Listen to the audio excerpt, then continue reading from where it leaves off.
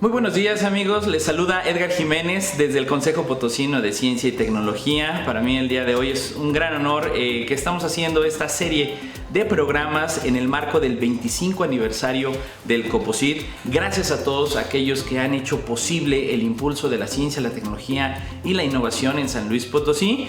Y bueno, tengo el gran honor de entrevistar el día de hoy al doctor Adrián Moreno Mata, quien fuese titular del Consejo Potosino de Ciencia y Tecnología del periodo del 2002 al 2008. Doctor, muy buen día, bienvenido. Pues muchas gracias por invitarme. Estoy muy contento de esta serie que están ustedes realizando y que contribuye, por un lado, a fortalecer la imagen del Consejo Potosino de Ciencia y Tecnología y por el otro, a celebrar estos 25 años de existencia. Muchísimas gracias, doctor. Un gusto tenerlo aquí en el COPOCIT. Y bueno, pues viajar un poco en el tiempo. Ya estamos hablando prácticamente cuando entra en funciones, doctor, en el año 2002, pues ya prácticamente 19 años. ¿Cómo visualizaba en ese entonces? ¿Cuál fue el principal reto que usted encontró pues al llegar al COPOCIT? No, apenas tenía 6 años de existir aproximadamente, nacido en el 96. ¿Qué retos se enfrentó cuando llegó? Bueno, creo que el principal reto que yo tenía en ese momento, que lo visualicé, fue justamente darle continuidad a lo que mis antecesores, el doctor José Luis Morán López y el doctor Roberto Leiva Ramos, habían iniciado ya dentro de la institución, y era sentar las bases justamente de una organización dedicada pues a apoyar, a impulsar al sector de la ciencia y tecnología. Entonces, lo primero que hice fue justamente revisar los documentos previos que ellos habían realizado, elaborado. Había antecedentes muy importantes y sobre esa base trabajar una agenda a futuro, una agenda que en ese momento pues en algunos casos se mostraba urgente, por ejemplo la consecución de recursos para los proyectos de investigación de los investigadores e investigadoras del sector, y por el otro reorganizar de alguna manera la institución en términos de impulsarla a crecer, a generar una imagen todavía más amplia de la que ya tenía el Consejo, a que los sectores involucrados, no solamente el de ciencia y tecnología directamente, sino también otros sectores importantes como el de la industria, las empresas, los sectores de servicios, se vieran interesados en acercarse al Consejo y en ver que el Consejo podía ser un articulador de los esfuerzos de los investigadores, pero relacionados o vinculados con la sociedad. Digamos que ese era el reto que yo consideraba más importante en ese momento. Y ahora, y en ese sentido, bueno, pues esa percepción que también, pues en ese entonces, ¿cómo era el status quo? ¿Cómo se encontraba el sector de ciencia en ese entonces también aquí en San Luis Potosí? Bueno, ahí tengo que ser un poquito más amplio en la respuesta porque claro, conviene señalar que el sector de ciencia y tecnología en San Luis Potosí tiene antecedentes que datan de hace varias décadas. Estamos hablando de que el Instituto de Física de la Universidad, que fue, digamos, el germen de muchos proyectos y de la cuna de muchos investigadores importantes de San Luis Potosí, pues se fundó en los años 50 y tuvo actividad desde entonces a la fecha. Claro. Entonces, es importante señalarlo, no solamente porque esto se situaba en una institución a la vez muy importante como es la Universidad Autónoma de San Luis Potosí, sino porque de ahí, justamente de esa disciplina de la física, de las ciencias, de las ciencias básicas, surgieron una playa de investigadores e investigadoras que a la fecha siguen siendo relevantes en el quehacer científico del Estado. Sin embargo, con el paso del tiempo, debemos reconocer que San Luis Potosí ha sido, pues de alguna manera, afortunado como Estado de que en él se sitúen otras instituciones igual de pujantes, igual de importantes, de relevantes en el campo de la ciencia y la tecnología y en distintas áreas del conocimiento, como son el caso del Instituto Potosino de Investigación Científica y Tecnológica, el IPICIT, que me tocó en suerte verlo primero desde fuera, su surgimiento, su nacimiento, y luego ya en el Consejo mismo tuvimos mucha interacción, ya platicaré en un momento, dio mucha interacción con gran parte de los grupos y cuerpos de investigación del propio IPCIT. Adicionalmente, en el campo de las ciencias sociales, es muy importante reconocer el surgimiento en la década de los 90 como tal del Colegio de San Luis, que sin embargo tenía antecedentes de también varios años trabajando con gente pues muy connotada en el campo de la historia, de la antropología, en el campo de las ciencias sociales, y que ya en la década de los 90, instituido como tal, como Colegio de San Luis, dentro de la red de colegios que hay en el país. Yo me puedo enorgullecer de que soy egresado del Colegio de México y por tanto conozco la importancia que tiene esta red nacional en el campo de las ciencias sociales y humanidades. Entonces, bueno, me parece que es fundamental reconocer que el Colegio de San Luis ha sido un factor que ha impulsado el reconocimiento a las ciencias sociales en nuestro estado, ¿sí? Yeah.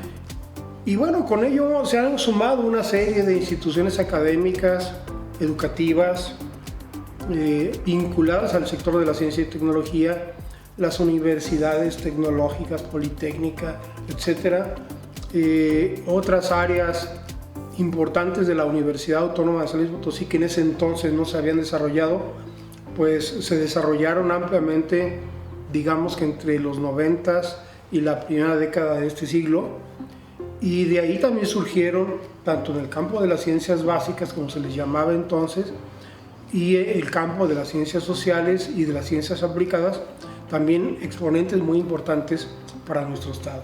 Ya, increíble. Y que bueno, en ese sentido, pues esa relevancia en la vinculación a nivel estatal que ha permitido este crecimiento durante estas décadas, pues bueno, también en aquel entonces hablábamos que estaba el CONACYT, pues con sus primeros 30 años de existir. El CONACYT tenía pues cerca de 30 años de haber nacido, y bueno, pues también algunos consejos de ciencia y tecnología, algunos otros organismos, pues también algunos eran incipientes, también otros ya tenían cierto tiempo de estarse consolidando, como el COPOCYT, que pues ya tenía más de un lustro de existir. ¿Cómo era en ese entonces, doctor, la relación que se tenía con el CONACYT? Pues obviamente con la entidad federal en términos de ciencia y tecnología, y pues también esa vinculación que se daba con los otros consejos en el país. Bueno, déjame decirte que en realidad tuve la fortuna de que desde antes de ser director del consejo tuviera yo un acercamiento con el CONACYT, digamos, a través justamente del sistema de investigación Miguel Hidalgo, al cual pertenecía el estado de San Luis Potosí, el estado de Querétaro, Aguascalientes, entre otros estados, y que nos reuníamos de manera cotidiana en las distintas ciudades sede para evaluar los proyectos de investigación que presentaban los investigadores. Entonces, de alguna manera tuve pues ese honor de formar parte de los comités de evaluación. En mi campo, obviamente, que es el desarrollo urbano y el ordenamiento territorial, pero me tocó reunirme con investigadores de toda la región en distintas disciplinas. Se presentaban proyectos de distintas disciplinas. Eventualmente me tocaba evaluar proyectos que no eran propiamente de mi disciplina, pero me invitaban a hacerlo. Y bueno, eso me permitió conocer la metodología, el enfoque y los procedimientos que manejaba el CONACYT en ese entonces, que eran muy rigurosos de hecho, y que siempre había, me acuerdo, querellas, y seguirá habiendo seguramente, de investigadores que no estaban convencidos de la evaluación que le hacía el CONACYT, pero yo puedo realmente constatar que eran, como ahora también, evaluaciones muy serias, donde participamos de manera colegiada varios colegas, en donde había una metodología de evaluación que marcaba el CONACYT, se seguía esa metodología, conocíamos los proyectos y emitíamos nuestra evaluación.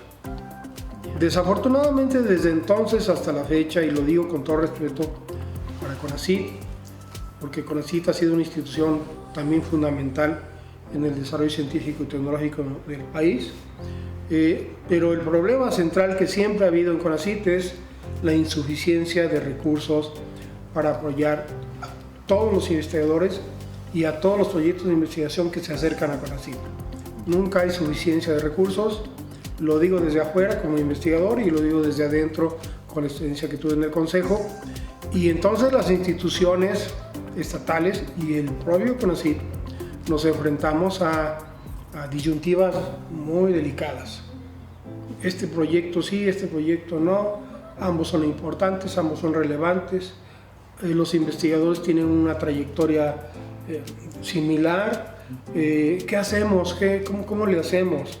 Y ahí fue justamente donde yo creo que el Estado de San Luis Potosí dio un salto importante, que es incorporarse a lo que en ese entonces impulsaba el CONACYT, que eran los fondos mixtos, los famosos fondos mixtos. Y San Luis Potosí, con la experiencia que se tenía del sistema de investigación Miguel Hidalgo, con la experiencia del Consejo, con pues esa experiencia breve de 6 años apenas, pues tuvo que incorporarse a otra, digamos, escala o dimensión de trabajo con el CONACYT, que es el manejo de los fondos mixtos. En los fondos mixtos, bueno, también existía una normatividad establecida por CONACYT. Establecieron ciertos requisitos para que las convocatorias que se emitieran cumplieran con el propósito central de CONACYT, que era impulsar proyectos que valieran la pena, digamos, pero también se sentaron las bases para que cada estado que participaba en los fondos mixtos pudiera proponer su propia agenda de investigación, es decir, proyectos que fueran relevantes, pertinentes, necesarios para el contexto estatal, el contexto regional y el contexto local de cada estado. Y creo que eso fue el cambio importante en términos de la relación con CONACYT. CONACYT convocaba reuniones de los comités que tenía cada fondo mixto en cada estado. En ese fondo mixto participaban además representantes de todos los sectores. En mi caso recuerdo que pues obviamente estaba el Consejo Potosino de Ciencia y Tecnología, el IPCIT que ya mencioné, estaba el Colegio de San Luis, estaba la Universidad Autónoma de San Luis Potosí, representada por el doctor Hugo Navarro en la época que yo estuve, connotado físico de la universidad. Y también había otras instituciones nuevas que se incorporaron, la Politécnica, la Tecnológica y propiamente la Secretaría de Educación del Estado, que era además quien presidía este comité, representando en ese entonces al gobernador del Estado. El comité se establecía pues, para ver cuáles eran los avances de estos fondos mixtos, qué necesidades se estaban presentando, qué dificultades, y se evaluaban los resultados de los comités de evaluación que ya entonces también funcionaban. Entonces teníamos comités en el área de ciencias básicas, en el área de ciencias sociales, en el área de las ciencias aplicadas, pero también comités que ya estaban vinculando proyectos de investigación con la industria, con las empresas potosinas. Vimos dos cosas en ese momento, que teníamos que tocar la puerta de CONACYT, pero al mismo tiempo tocar la puerta del gobierno del estado, porque los fondos mixtos son una mezcla de recursos federales, estatales y privados. Entonces, pues yo lo que más recuerdo es que me salía durante varios meses yo me di la tarea con compañeros del consejo de concertar citas con varios empresarios, principalmente de la zona industrial, pero también de otras áreas. Y fue una tarea bastante dura, principalmente no por visitarlos, sino por convencerlos de participar en el fondo mixto. Claro. Menciono esto de la vinculación porque cuando mencionabas lo de los retos y de cómo había encontrado al sector, pues ya mencioné algunos aspectos, pero yo creo que lo más importante, y esto no solamente lo digo yo creo que hay compañeros del sector que lo comparten, había una especie como de alejamiento total o casi total entre las ciencias básicas, las ciencias sociales, la ciencia pura, digámoslo así, que se desarrollaba en San Luis ya desde entonces, la ciencia aplicada. Y entonces en las primeras reuniones que tuvimos en el Consejo ya en el 2003, me acuerdo muy bien, en algunos participaron pues investigadores de la talla del doctor José Luis Morán, del doctor Roberto Leiva, del doctor Hugo Navarro, entre otros del doctor Magdaleno Medina, por decir algunos, representando más o menos el campo de las ciencias básicas. Pero eran reuniones de 40 personas, ¿eh? Y por el otro lado pues estaban representantes muy connotados de las ciencias sociales, la doctora Marisabel Monroy, el doctor Miguel Aguilar Robledo, el doctor Francisco Peña de Paz, entre otros importantes investigadores de las ciencias sociales de San Luis. Y sin decírselos, cada grupo se juntaba aparte, es decir, veían dónde sentarse, no, pues allá está, y se iban para allá. Y bueno, esa fue, me acuerdo, una de las primeras reuniones. Nos sentamos en el consejo a platicar y con algunos investigadores asistentes qué deberíamos hacer, y la primera propuesta que hubo fue continuar con esas reuniones. Entonces hicimos una serie de reuniones, en algunos casos conferencias, en otros casos seminarios, de tal manera que al final de esa serie de reuniones ya se hablaban, ya platicaban de sus proyectos, y llegamos a una conclusión generalizada de que no había tal diferencia entre la ciencia básica y la ciencia aplicada, entre la ciencia dura, como le llaman algunos, y la ciencia social, o blandengue, como le llaman los de las ciencias duras. Entonces llegamos a un reconocimiento que es fundamental desde mi punto de vista en la actualidad, ya a muchos años de esa época, y es que la actualidad, los problemas de la sociedad son tan graves, tan delicados, que es importante pasar de una visión disciplinaria que durante todo el siglo XX se mantuvo, y parte de este siglo XXI, a una visión multi e interdisciplinaria, y aún más transdisciplinaria, porque solamente de esa manera podemos enfrentar exitosamente los problemas que se nos plantean al campo de la ciencia y la tecnología. Increíble, y que bueno, finalmente fue un parteaguas, ¿no? Porque esto ya hoy en día vemos cómo hasta en las convocatorias es un requisito indispensable el que sea multidisciplinar, transdisciplinar. Y que bueno, también aprovecho en este contexto de la importancia y de los cambios que hubo en la generación de la vinculación del sector. Pues ¿cuáles pudieron haber sido para usted que recuerde? Pues, hay algunos proyectos yo creo que marcan, ¿no?, en la vida dentro de los fondos mixtos, que desafortunadamente, y bueno, pues las administraciones han venido cambiando. Vemos hoy en día, pues ya prácticamente después de 20 años de haber nacido el fondo mixto, que bueno, pues desaparece bajo la administración federal actual, pero que bueno, ¿cuáles para usted fueron pues en ese entonces también proyectos de relevancia dentro de lo que fue el fondo mixto? Bueno, hubo muchos proyectos de relevancia, debo decirlo.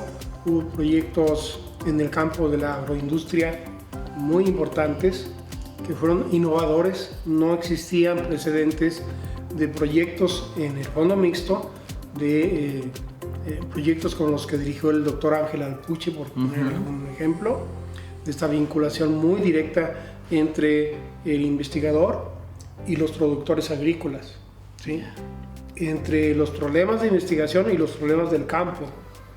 De tal manera que, bueno, me acuerdo muy bien un proyecto de ese tipo, del cual a la fecha el doctor Alpuche y su grupo de investigadores siguen trabajando, ¿sí?, en ese campo, ya una infinidad de proyectos similares. Así es. Hay un proyecto muy interesante que en ese entonces propuso a Fondo Mixto. Lo voy a platicar con una anécdota, y me lo permite la amistad y confianza que tengo con el doctor Francisco Medellín, que él es químico.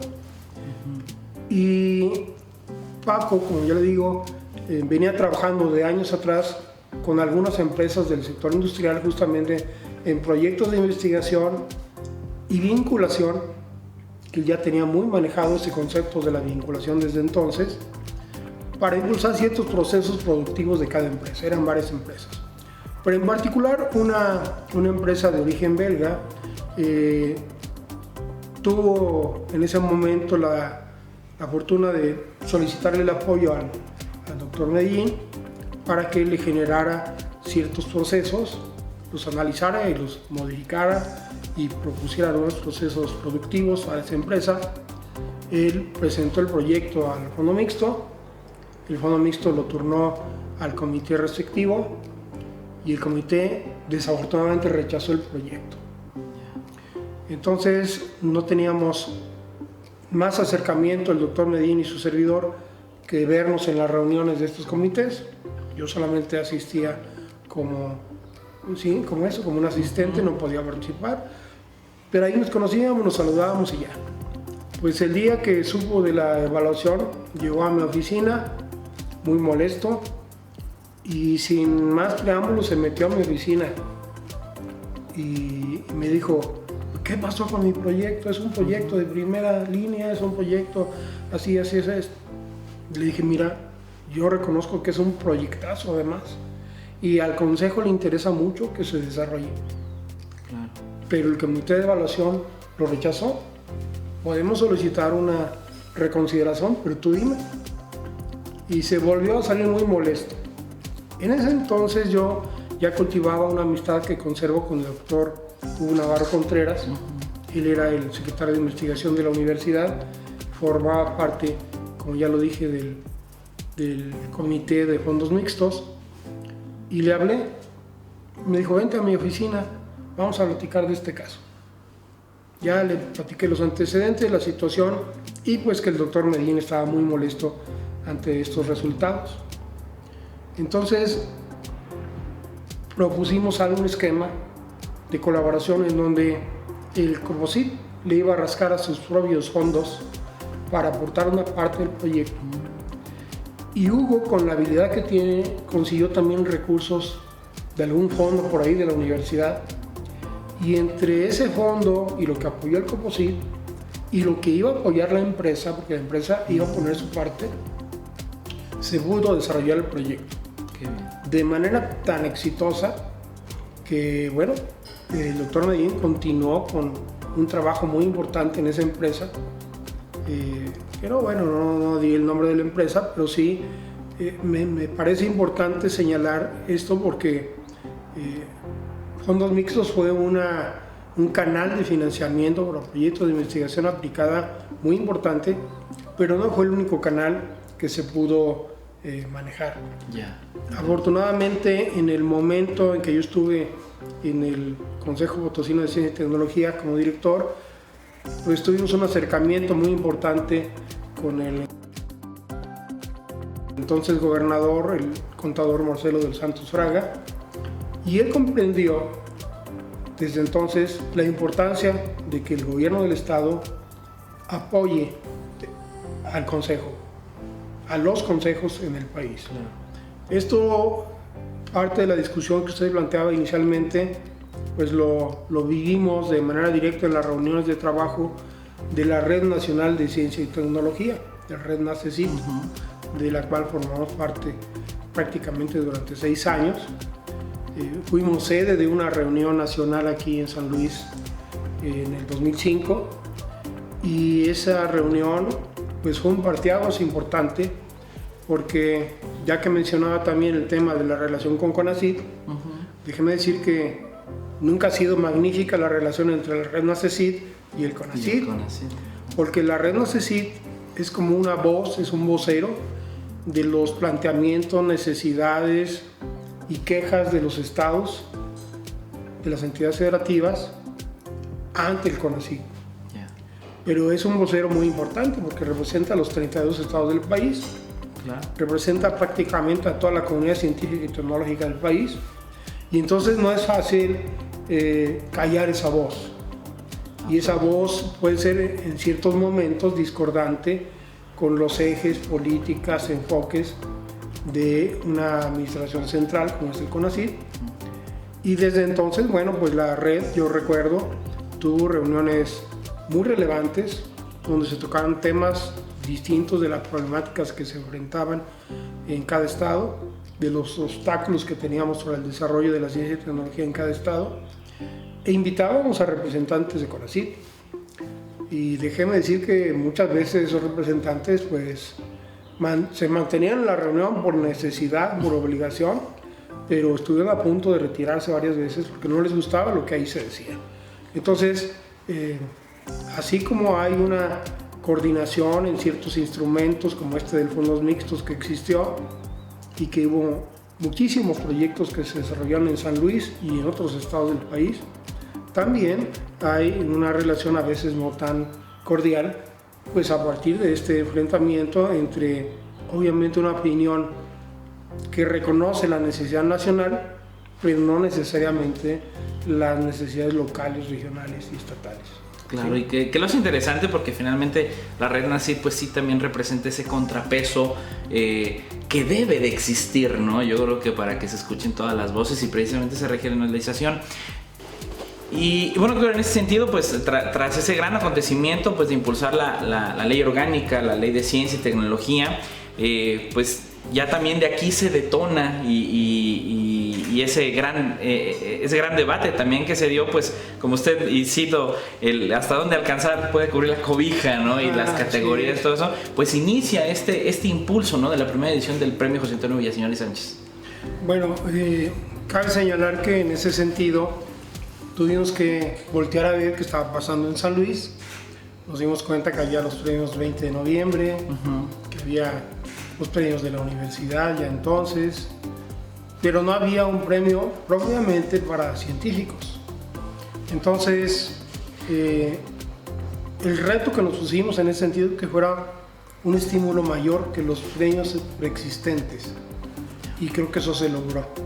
En ese entonces se llegó a una cantidad muy importante e insisto, se manejaron distintas categorías, creo que eran 3 lugares por cada premio, para cada disciplina, en distintas modalidades. Entonces creo que se logró sentar en ese entonces, pues, ¿cómo les diré?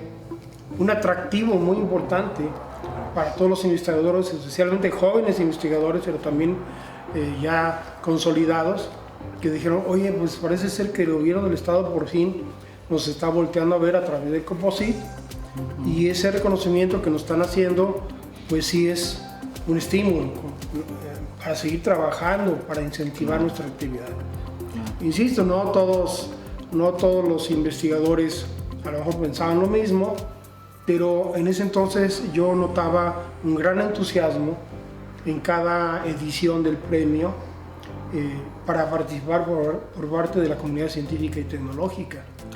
Claro, nos abrió un trabajo todavía adicional de formar otros comités de evaluación para cada disciplina y para cada modalidad, que implicaba pues mucho trabajo de organización y de logística por parte de Composite. Pero bueno, eso se estableció, se instituyó y duró, pues parece que hasta la fecha, ¿no? Sí, que bueno, ahora con la edición del premio de investigación científica y tecnológica, el premio de innovación, que bueno, finalmente retomar y llamarlo de algún modo, pues el padre de los premios de San Luis, que fue el que inicia con su gestión en aquel entonces, y que se fueron dando, y que bueno, definitivamente ha sido una respuesta positiva en el sentido estricto de la percepción también del trabajo de investigación. Y bueno, aprovecho también, usted ahorita comentaba pues esa labor titánica que demandaba pues logística y de operación. En ese entonces, bueno, pues también el Consejo Potosino siempre se ha valido a veces de un equipo pequeño de trabajo, pero que siempre buscó una sinergia, ¿no? ¿De qué manera pues se coordinaban de tal manera que pudieran sacar pues todo el sector de ciencia? Porque finalmente poca gente para todo el estado pues representaba todo un reto, ¿no? Pues debo decir que en ese entonces efectivamente era un grupo muy pequeño, estamos hablando de alrededor de unas 15 personas cuando mucho, y a lo mejor me estoy yendo largo.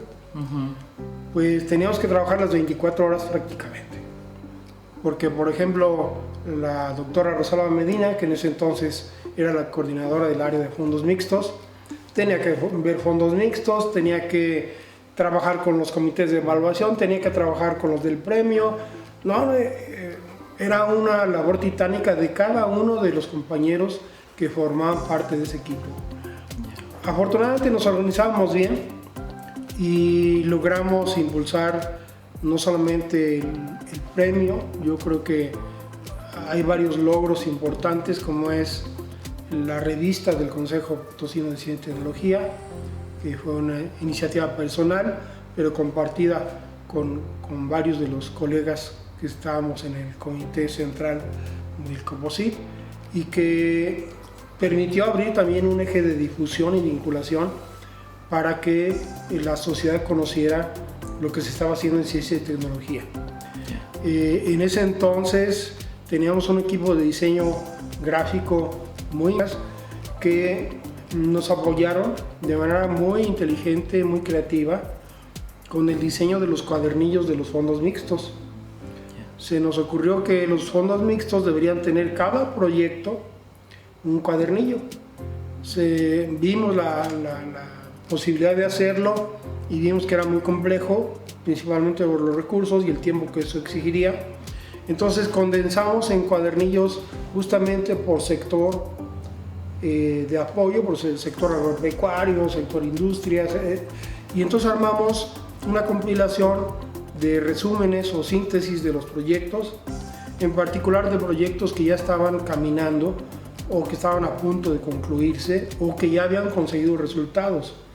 Entonces me acuerdo muy bien que diseñamos algunas fichas en donde aparecían antecedentes del proyecto, la inversión que se había logrado a través del fondo mixto, quienes habían colaborado en esa inversión, el gobierno del estado, el gobierno federal, el empresario o alguna otra organización, los alcances que tendría el proyecto y los productos esperados.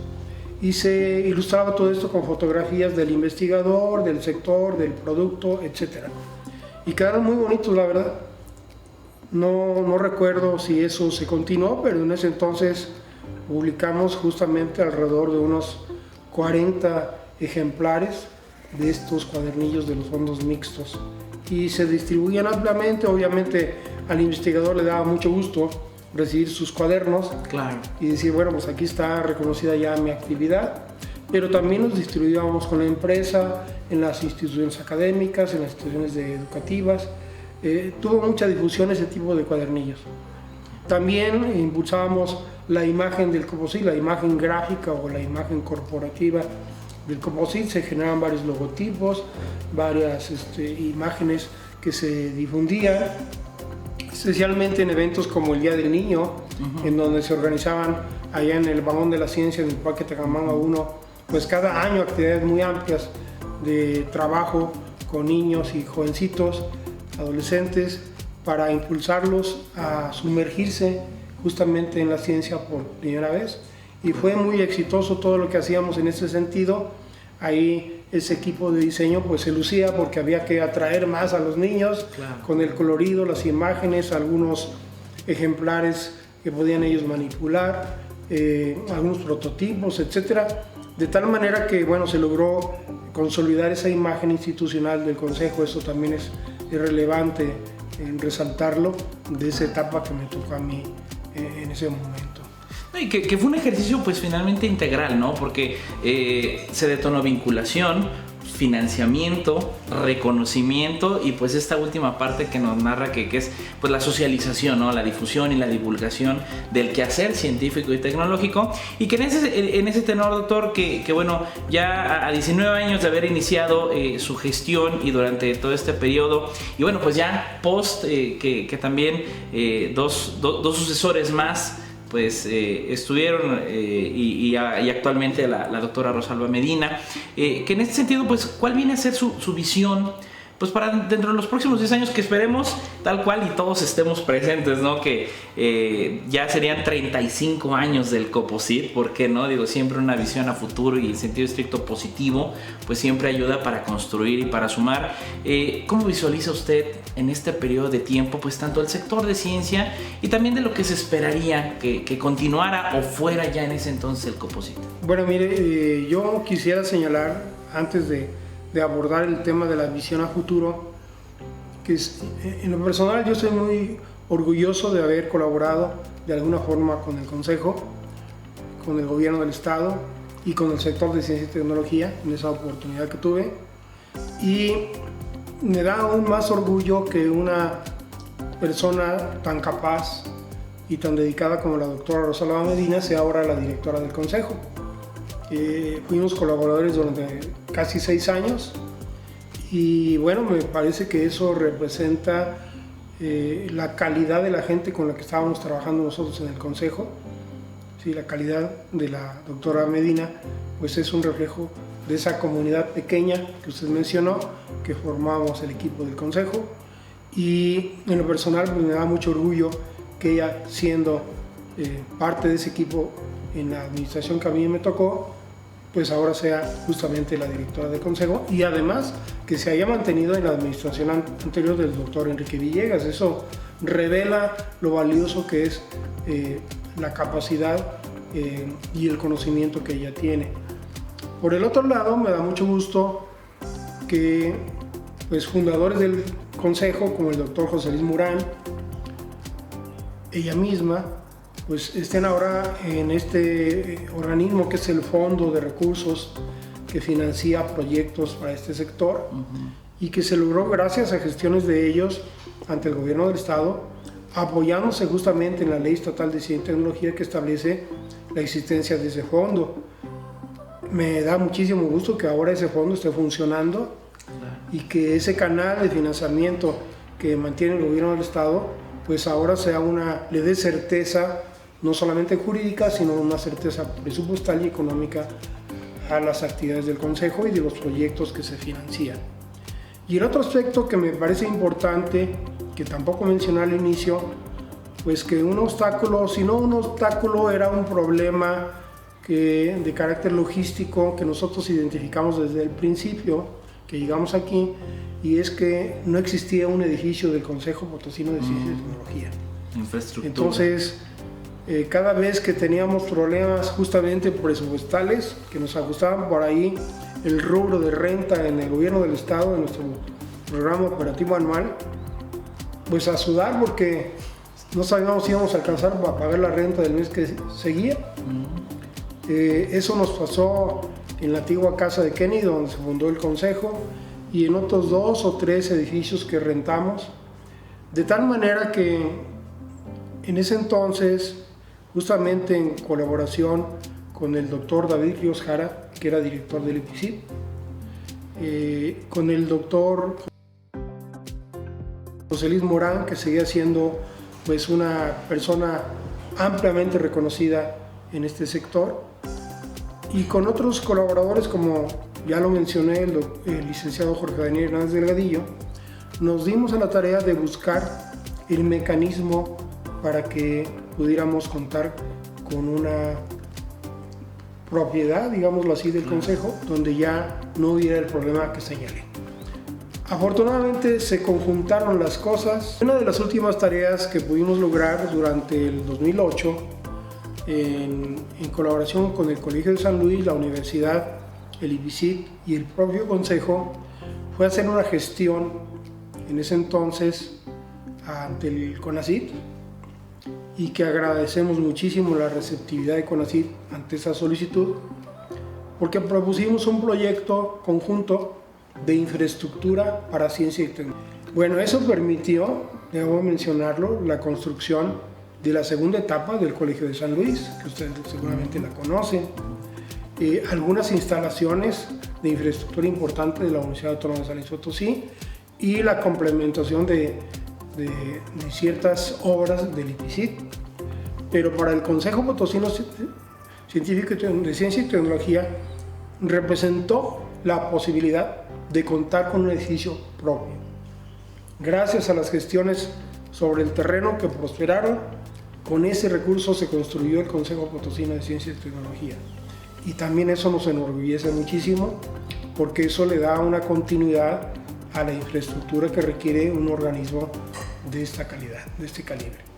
¿Sí? Así es. Y qué digo, lo hace de la total relevancia, porque da garante, da certeza, y yo creo que también marca esa trayectoria que ustedes como titulares del consejo pues vinieron construyendo desde sus inicios, desde su concepción hasta ahora, que bueno, estamos celebrando estos 25 aniversario, y en ese sentido digo, tanto el reto de lograr estar en el lugar en el que estamos el día de hoy, este muy bonito edificio que en lo personal me parece excelentes instalaciones. Yo creo que es una gran oportunidad para aquellos que tenemos el reto y la gran responsabilidad de responder como funcionarios ante el sector de ciencia y tecnología, ante la sociedad, pues también esperar que siga avanzando, ¿no? Que se siga viendo y que se tenga una visión a futuro del sector, ¿no, doctor? Que en ese sentido, pues saber hacia dónde esperaría usted que deba de dirigirse también los esfuerzos, como en aquel entonces, pues en materia de vinculación, de financiamiento, de capacitación, ¿por qué no?, de formación de talento humano y también pues en materia de divulgación, ¿no? ¿Qué esperaría que pudiéramos estar viendo? Bueno, retomando este tema de la divulgación, un poco para redondear estas ideas, es importante recordar otra anécdota. También por la confianza y amistad que tengo con el doctor José Luis Morán López lo voy a comentar, pero estando yo en la Secretaría de Planeación del Desarrollo del Gobierno del Estado entre 1997 y el 2002, justamente trabajé ahí, pues ya éramos amigos del doctor Morán, y en ese entonces él me invitó a un desayuno con el arquitecto José Cendejas, también amigo común, y planteó una cosa, José Luis, que bueno, a la fecha me parece una idea brillantísima que se aplicó, y es echar a andar un museo de ciencia, museo de ciencia y tecnología en el estado de San Luis, sí, que no existía nada similar. Yeah. Entonces, con la inquietud que caracteriza al doctor Morán, nos estuvo incentivando. Yo soy arquitecto de origen, conozco a José desde hace muchos años, y nos incentivó a que colaboráramos en un proyecto común, que era el proyecto de un museo interactivo de ciencia y tecnología. Le buscamos el nombre y José Luis propuso un nombre muy bonito, muy interesante, que es el proyecto del Museo Interactivo de Ciencia y Tecnología Imagina. Ya no sé si a él le recordaba la canción de John Lennon, etcétera, pero nos pareció súper la denominación del museo, la utilizamos y nos dimos a la tarea de echar a andar ese proyecto de desarrollo arquitectónico. No sabíamos dónde estaría, no había un terreno propiamente, buscamos locaciones tentativas, pero sobre esa base propusimos un proyecto muy interesante que llegó a su fin.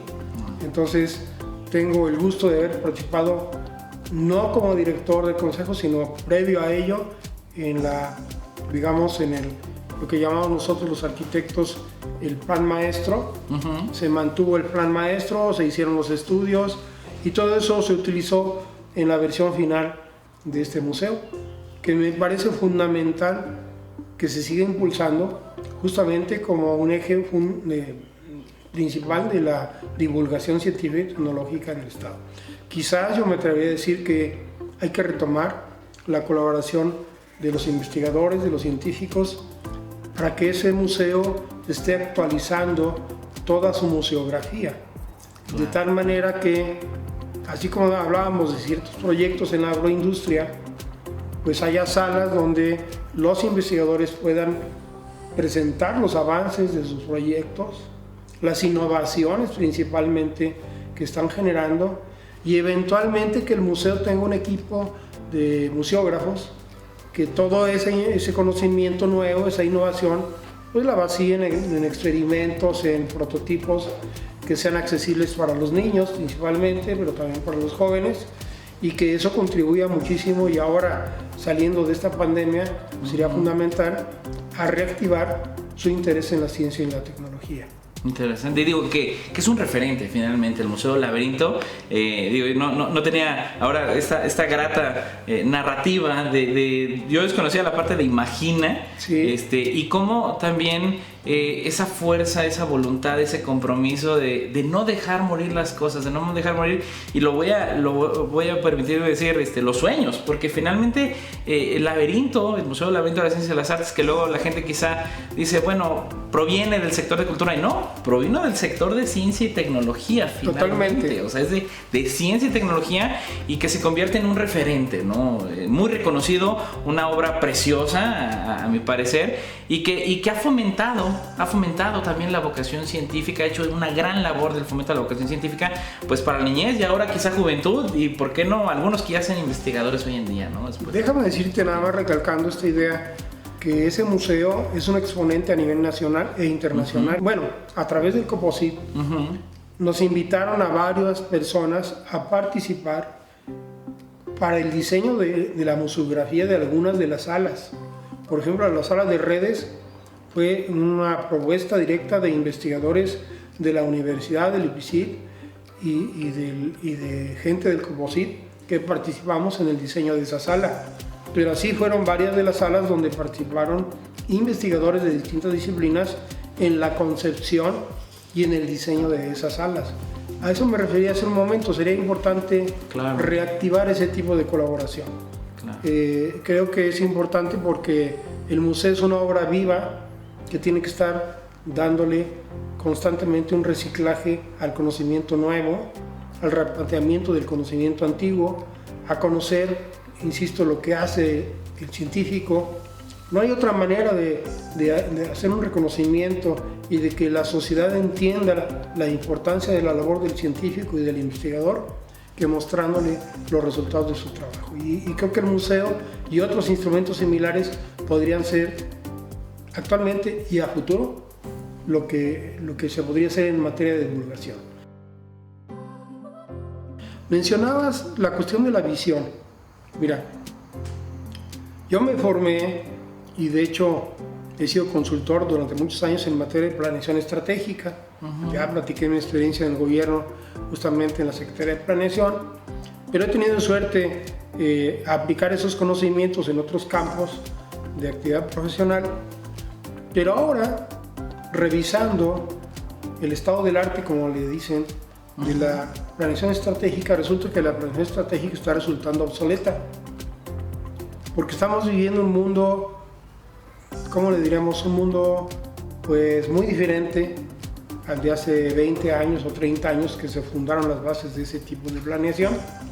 Ahora nos enfrentamos a 4 elementos clave que si no reconocemos las instituciones, la sociedad, los investigadores, que son los ejes por donde está transcurriendo nuestra vida a lo largo de los próximos 30 o 40 años, estamos out, como se dice. Uno es la incertidumbre. Estamos en un mundo de incertidumbre en que no sabemos qué va a suceder el día de mañana. La experiencia de esta pandemia nos da justamente ese mensaje. Entonces tenemos que estar preparados para la incertidumbre. El otro aspecto es la complejidad. Todo es complejo.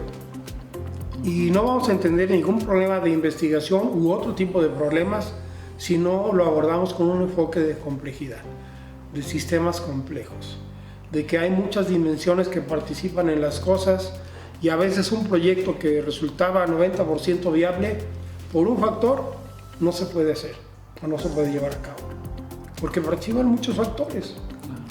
El otro factor tiene que ver con la ambigüedad de las cosas. Estamos viviendo un mundo con mucha ambigüedad, ¿sí? Que no nos manda mensajes claros y que tenemos que descifrarlos e interpretarlos de una manera inteligente. Entonces, esos elementos constituyen la base de una nueva forma de planear, que ya no son las formas de planeación anterior. Tenemos que seguir planeando en el sector de ciencia y tecnología, pero bajo estos nuevos enfoques, en donde además debemos reconocer que vivimos ante un mundo atacado en términos ambientales por muchas amenazas. Y no todas las sociedades ni los territorios somos igual de resilientes. Vemos inundaciones por aquí, temblores por allá, catástrofes por acá, y no toda la sociedad tiene la misma capacidad para recomponerse de esos cambios. Claro. Que es el otro problema, el cuarto elemento, la velocidad de cambio que estamos teniendo de todas las cosas. Yo creo que, insisto, las instituciones y en este caso el Consejo, es necesario que enfrente las próximas décadas, como tú bien dices, bajo estas nuevas premisas de la realidad que se nos está imponiendo y las utilice a favor, porque finalmente el sector de ciencia y tecnología tiene una gran capacidad para salir adelante ante procesos de incertidumbre. Vemos ahora los científicos que participaron en el diseño de las vacunas. Tenemos científicos e investigadores que perfectamente pueden desentrañar la complejidad de los problemas económicos, sociales, políticos, ambientales, tecnológicos, industriales que se presentan. Y tenemos también científicos e investigadores que tienen una gran capacidad para descifrar correctamente la ambigüedad que nos transmite la realidad. Y además, ¿cuál es el sector que tiene mayor capacidad, y lo digo con respeto por otros sectores, para enfrentar la velocidad de cambio? Pues el sector de ciencia y tecnología, porque tenemos que estar constantemente actualizados, en la vanguardia del conocimiento, ¿sí? Y entendiendo lo que está sucediendo en la problemática real del mundo. De tal modo que yo creo que el sector de ciencia y tecnología tiene mucho futuro, tiene mucho potencial. En el caso de San Luis Potosí es un enorme potencial que se ha ido consolidando, como yo señalé, con el paso de las décadas. Ya son décadas de consolidación, y creo que es momento que todas las iniciativas que se han hecho de vinculación de la ciencia y la tecnología en San Luis Potosí coadyuven a un resultado mejor, tratando de visualizar justamente las problemáticas que podemos tener en distintos ejes, ¿sí?, de la sociedad. Y es ahí donde la inserción de la investigación, de la ciencia, de la tecnología y de la innovación va a ser ponderada, pues, de mejor manera. Claro, muchísimas gracias, doctor. Y bueno, yo, si me lo permite, con su permiso, una última pregunta que también me gustaría ahondar. Muchos jóvenes pues van a ver esta entrevista, obviamente jóvenes de educación media superior, y que bueno, muchos niños, muchos jóvenes pues se enfrentaron a la deserción también escolar derivado de esta pandemia y de estos 4 factores que son de la total relevancia para enfrentar el futuro, en el que estamos viviendo una sociedad que vive polarizada entre que hoy en día los jóvenes pues prefiero ser youtuber en lugar de ser científico, prefiero ser jugador de videojuegos, estos que les llaman gamers, y luego se enfrenta también el sector de ciencia y tecnología para saber cómo seguir fomentando esa vocación científica. Finalmente, ¿qué mensaje le dirigiría a aquellos jóvenes que a veces viven en este entorno de incertidumbre, que es uno de estos factores que usted nos comenta hoy en día? ¿Qué mensaje les dirigiría? Bueno, pues sobre todo a los jóvenes, para lo que se nos viene en términos de que debamos de seguirnos formando como científicos, debemos de incentivarles el conocimiento científico, el interés por el desarrollo del conocimiento. ¿Cuál sería su mensaje para los jóvenes? Bueno, yo voy a diferir un poquito de esta orientación del mensaje. Creo que junto con los jóvenes y los niños hay que mandar un mensaje a las familias, a los papás, porque es ahí en la casa donde se empieza realmente a incentivar el interés científico, donde se puede hacer. Desafortunadamente, como usted menciona, en esta pandemia, los papás se iban a trabajar, los niños se quedaban en la televisión, en la computadora, viendo las clases virtuales. Regresan los papás a la comida o es hasta en la noche. Pues, ¿qué interacción pueden tener los papás con los niños? El sistema educativo está muy preocupado en este momento por volver a clases, con el argumento de que los niños están muy desorientados por esta nueva modalidad de enseñanza-aprendizaje que nos tomó a todos fuera de foco, sin la capacitación y preparación debida, tanto a maestros como autoridades como instituciones, pero a los propios padres. Entonces, yo diría, ¿por qué le cargamos a todo el sector educativo el problema de la desorientación que están viviendo muchos jóvenes y niños que sí se vieron afectados por este problema, cuando en realidad el problema es que el sistema en general no consideró cómo vamos a resolver ese problema de distanciamiento entre los padres que salen a trabajar, los niños que se quedan en la casa? Claro. Creo que ese pues sería un problema de investigación para un grupo de psicólogos y de sociólogos que deberían estar estudiando ese tipo de problemas.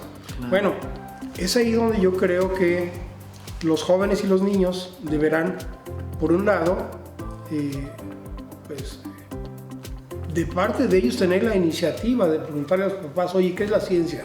¿Qué es la tecnología? ¿Qué es la innovación? ¿Qué son esos campos que nos están difundiendo en los medios? ¿Yo cómo puedo acceder a ellos? Y los padres deberán tener la asesoría justa, tanto de educadores como de las instituciones, para decirle y contestarle al hijo, a la hija, ¿qué es la ciencia? ¿Para qué sirve? ¿Cuál es el objeto del espíritu científico? ¿Cuál es la necesidad que tiene la sociedad de ello?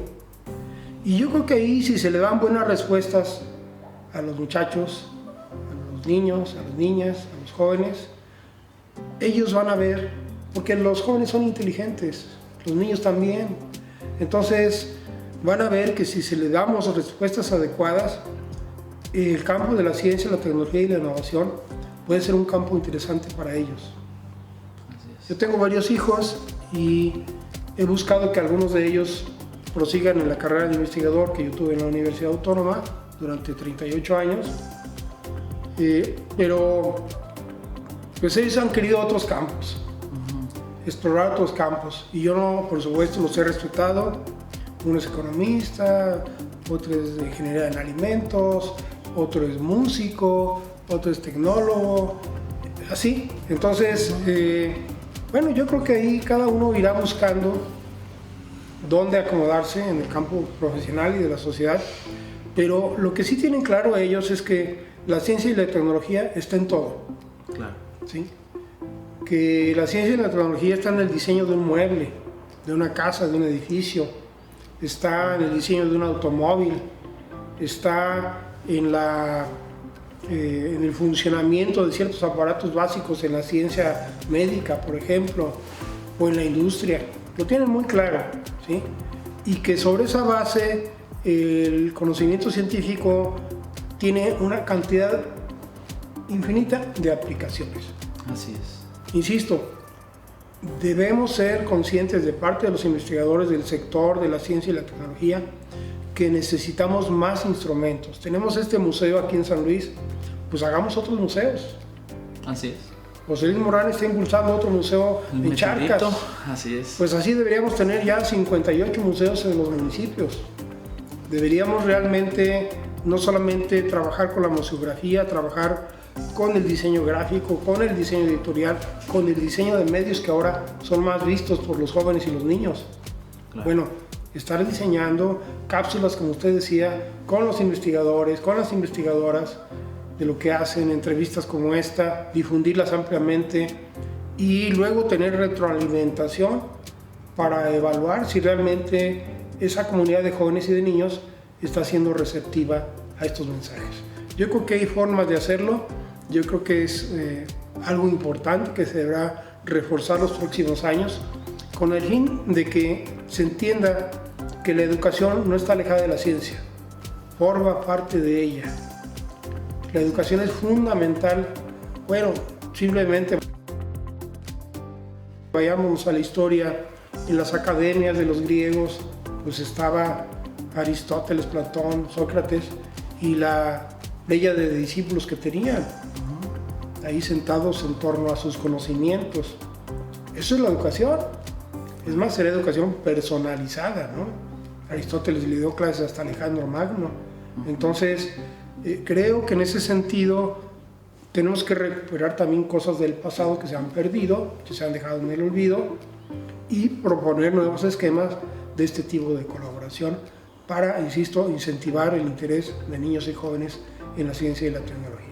Excelente, excelente. Y bueno, de verdad es que ha sido toda una experiencia, le debo de compartir. Para mí ha sido muy formativo, muy educativo y de alto aprendizaje, pues este tiempo que hemos compartido en esta entrevista. Doctor Adrián Moreno, muchísimas gracias por haber estado el día de hoy con nosotros. Les agradezco muchísimo. Mando una felicitación, aprovecho esta entrevista para enviar un mensaje de felicitación a todos los colaboradores del Consejo Potosino de Ciencia y Tecnología, en especial a su directora general, la doctora Rosalba Medina, a quien le tengo un aprecio muy especial, a todas las figuras y exponentes de la ciencia y tecnología potosina que han colaborado con el Coposit a lo largo de décadas, y por supuesto al gobierno del estado y al gobierno federal a través del CONACYT por impulsar pues la permanencia y consolidación de estos organismos. Muchísimas gracias. Y bueno, con esto llegamos al final de esta entrevista. No se pierdan las demás emisiones que tendremos a lo largo de este año 2021, con todas las experiencias, con las voces de quienes han construido, han impulsado estos 25 años de ciencia en San Luis a través del Consejo Potosino de Ciencia y Tecnología. Les saludó Edgar Jiménez desde las instalaciones del COPOCIT, agradeciendo la presencia del doctor Adrián Moreno Mata, quien fue titular del periodo 2002 al 2008. Nos vemos en la próxima. Gracias.